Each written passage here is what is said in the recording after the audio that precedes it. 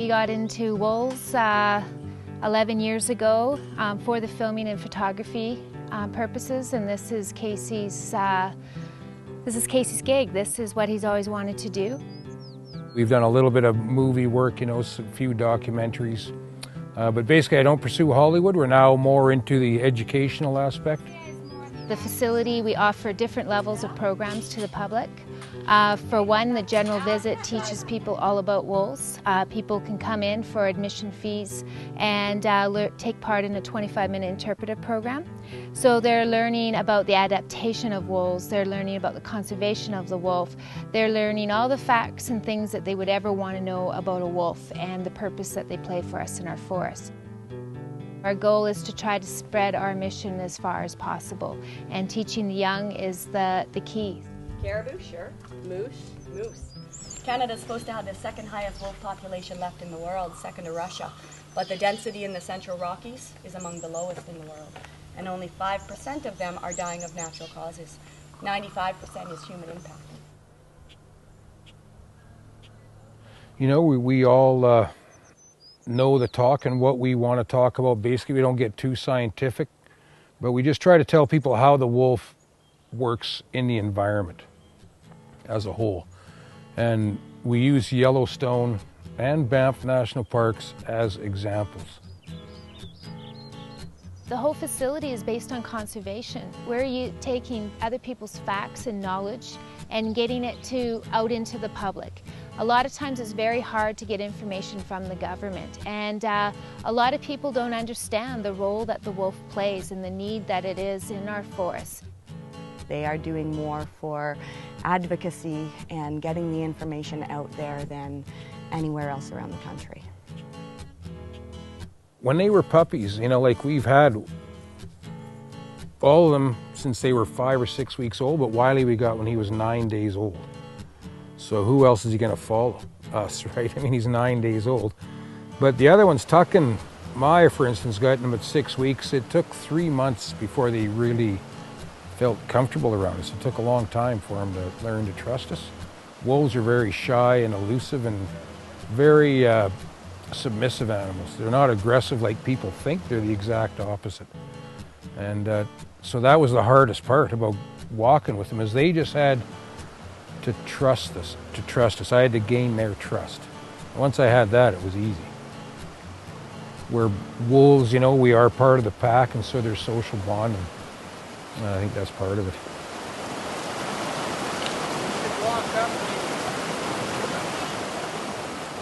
I didn't mean for it to happen, but really I think this is the only place in the world that the general public can just go for a walk with a wolf in its natural habitat without a leash on it or any fences. The wolf is basically entirely free. We are in full and complete wolf terms. It's not going to be our choices of what's going to happen. It's going to be all up to Maya.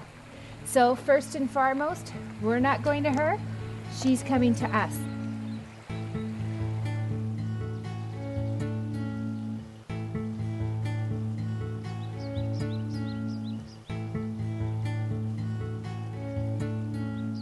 Well, for a few decades at least, different small groups, just like ours here at the Wolf Center, have been advocating towards wolf conservation, trying to get public the message that wolves are not protected in this country, that they are treated as vermin. Hunting regulations are very lax, but even so, the biggest threat to wolves and most wildlife is still habitat fragmentation and loss.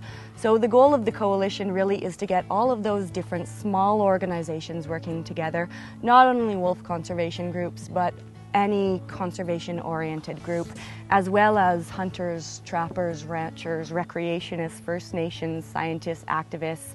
We've all got to really work on the same thing together, which at this point is habitat protection. If you look at Yoho or Kootenay National Parks, only about 1/4 of those valley bottoms are actually suitable to prey. So that really limits the availability of wolves to move around and spread out. The average pack territory range, for a pack in Kootenay, and that could be usually 5 to 9 wolves, is about 2,500 square kilometers. Our primary goal for the coalition right now is to establish buffer zones around the national parks here in the Central Rockies. So the buffer zones requested would be 200 kilometers periphery around each national park in the Central Rockies, where you cannot hunt, bait, trap, chase, poison, or kill wolves. With the national parks, we're asking to limit the use of recreational motorized vehicles. So no sleds, no quads, no ATVs. The last thing that we are asking within the buffer zones is to restrict any major recreational development or resource extraction. If we are going to continue with those practices, then at the very least we need to enforce more strict land stewardship policies. So deactivating roads when they're no longer in use, completely excavating one site before we open up another one.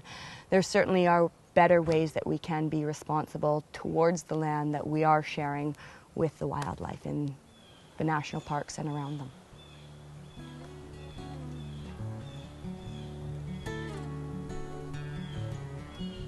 It's one of the last places left in the world where we are able to do that. There's a healthy wild wolf population left in this country with varying genetics and the habitat to still support them. But if that's going to be something that is going to be a part of our future, we need to plan for that and we need to manage for that.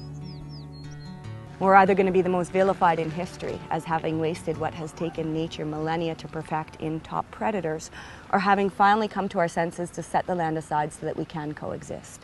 There certainly is a moral and ethical issue, but intelligence is teaching us we need biodiversity if we want clean air, clean water, and food to eat. So the coalition and the buffer zones are all for wolves, but in protecting wolves, we're also aiming to protect all of wildlife and the biodiversity in Canada as well. You know, going to get probably 25,000 people here this year that we're creating awareness, and you know, I think we are changing people's minds, so yeah, it's been a good thing.